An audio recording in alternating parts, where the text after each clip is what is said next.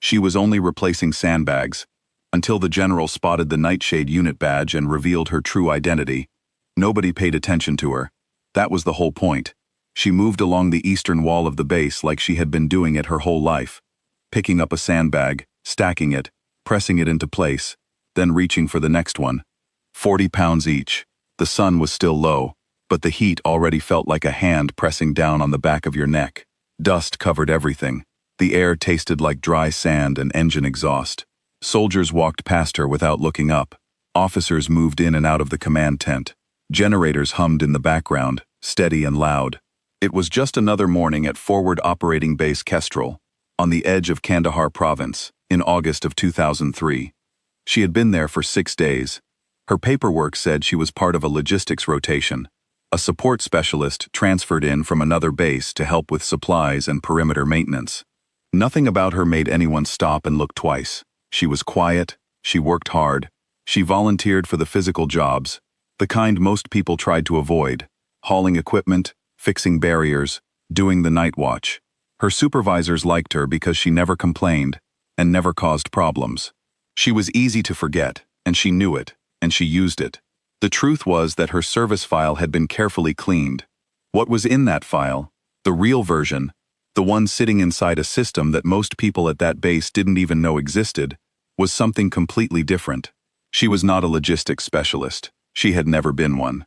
She was an operative, a trained intelligence officer who had been part of a small, classified unit formed in late 2001, just weeks after the war in Afghanistan began. The unit had no name in any public record. It had no badge in the standard military catalog. It did not appear in any official press release or government announcement. Internally, the people who knew about it called it by one word: Nightshade. The unit was built around a simple but dangerous idea. In denied areas, places where a uniformed military presence would cause more problems than it solved, you needed people who could move without being noticed. People who could blend in, gather information, build a picture of what was happening on the ground, and get out. The unit had 6 members in total. Each of them came from a different background, different branches, different training, different skill sets. What they shared was the ability to disappear inside a role so completely that even the people working beside them never suspected anything.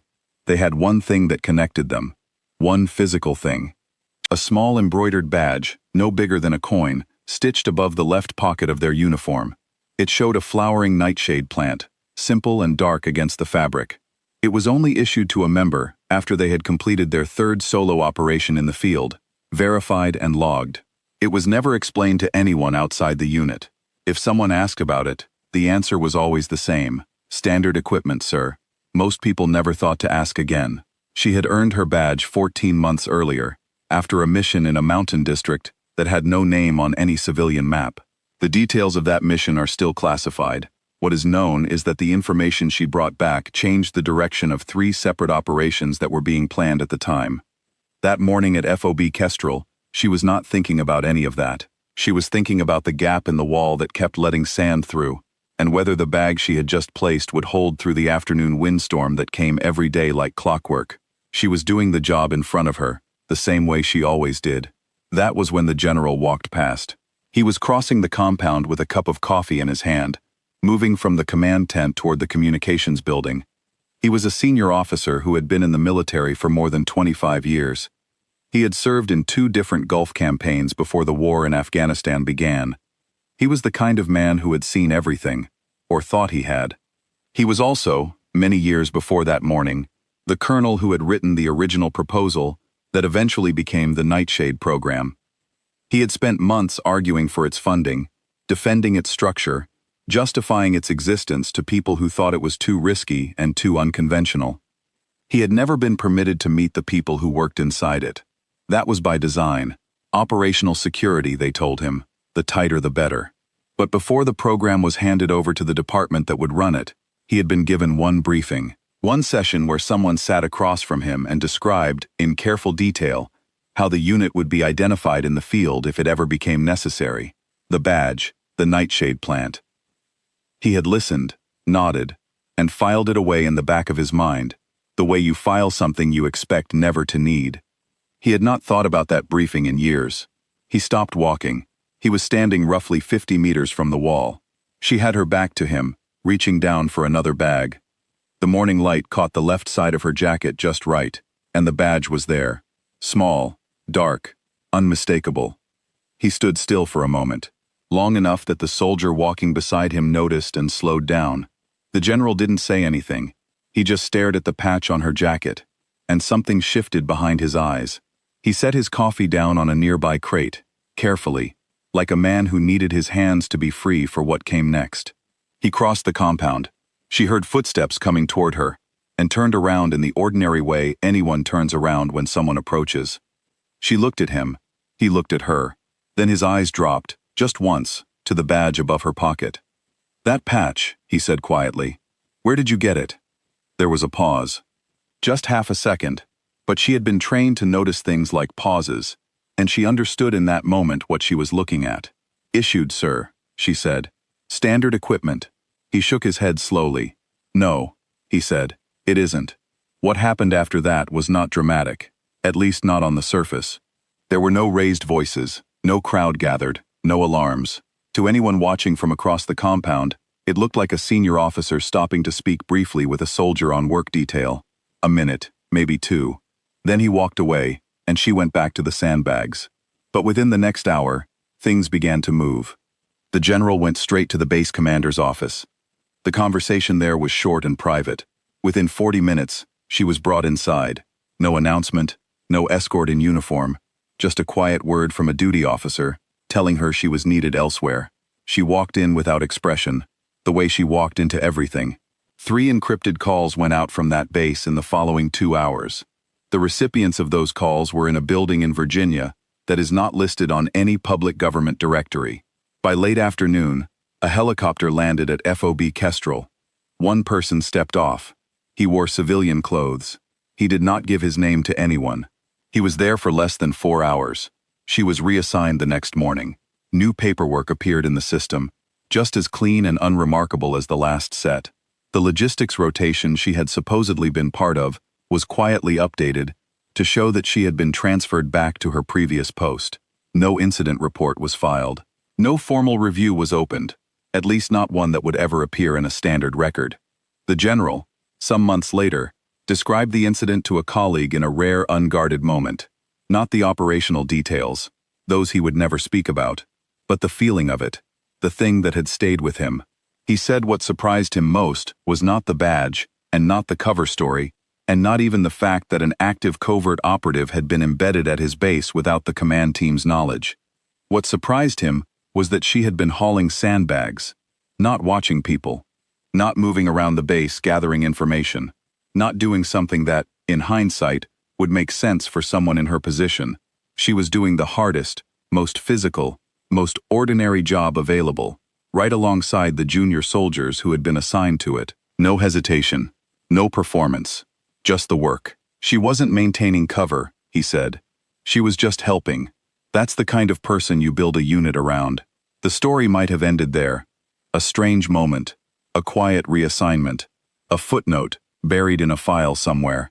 But in 2019, a journalist filed a Freedom of Information request about covert personnel programs in Afghanistan during the early years of the war. What came back was heavily redacted, pages and pages of black lines, with fragments of sentences floating between them like pieces of a broken window. But some things made it through. The Nightshade unit had operated continuously from late 2001 through 2008. In that time, it completed more than 40 verified intelligence operations. Its members received 6 commendations, all classified, none of which would ever appear on a public record. One member was killed in action in 2005. Her name was not released. The program was formally shut down in 2009, and its files were moved to an archive level that has not been lifted to this day. One section of the released documents described an incident in August 2003 at a forward operating base in Kandahar province. An operative, listed only as Operative 4, was identified by a senior officer who recognized a unit badge during a routine morning inspection. The incident triggered an internal review of how cover assignments were structured for active covert personnel across all theater operations. As a direct result of that review, the Nightshade badge was redesigned. The new version was smaller and it was no longer worn on the outside of a jacket. It was sewn into the lining instead, invisible to anyone who didn't know where to look. The Nightshade plant was kept. That part, whoever made the decision apparently felt, was worth holding on to. There is no confirmed information about what happened to Operative 4 after August 2003. The release documents don't say whether she continued with the unit, whether she moved to a different program, or whether she eventually left the service entirely. The redactions are too thick. The records that remain are a shape without a person inside. What is left is one image, described in a set of declassified notes from the general's own debrief, written in flat military language, but carrying something underneath it that doesn't quite fit the format. A soldier, early morning, working along a perimeter wall, sandbags, heat, dust, light catching a small dark badge above her left pocket, for just a second, at just the right angle. She wasn't waiting to be seen. She wasn't performing anything for anyone. She was doing the work, the same as the people beside her, carrying what she carried without asking anyone to notice. It just happened that the person standing 50 meters away knew exactly what he was looking at, and once he saw it, nothing was ever quite ordinary again. That is the thing about people who do this kind of work. They don't carry it the way you might expect. They don't walk around with tension on their face or weight in their step. Not the ones who are good at it. They learn, over time, how to set everything down and pick up whatever the moment needs. On that morning, the moment needed someone to stack sandbags. So that is what she did, completely, without half her mind somewhere else. Most people, if they are honest, cannot say the same about their own ordinary days. Most people are somewhere else in their head, while going through the motions of whatever task is in front of them. She had trained that out of herself a long time ago. Wherever she was fully there. It was probably the most useful thing the program had given her, and it was also the thing that made the general's comment land so precisely. She wasn't performing presence. She just had it. There is one more detail in the declassified notes that did not get much attention when the documents were released, but that feels important if you sit with it long enough. In the margin of one page, handwritten, in ink that had faded to the color of old tea, someone had written a single sentence. No name attached to it. No date, just the words. She asked if she could finish the wall before she came in. The duty officer, apparently, had said yes. She finished the row she was working on, pressed the last bag into place, and then walked across the compound without looking back. The wall held through the afternoon windstorm. It held through the rest of the week. Whether anyone at that base ever knew why it had been reinforced so carefully, by someone who had no particular reason to care about that stretch of perimeter, someone who would be gone the next morning, is not recorded anywhere, but it held. End.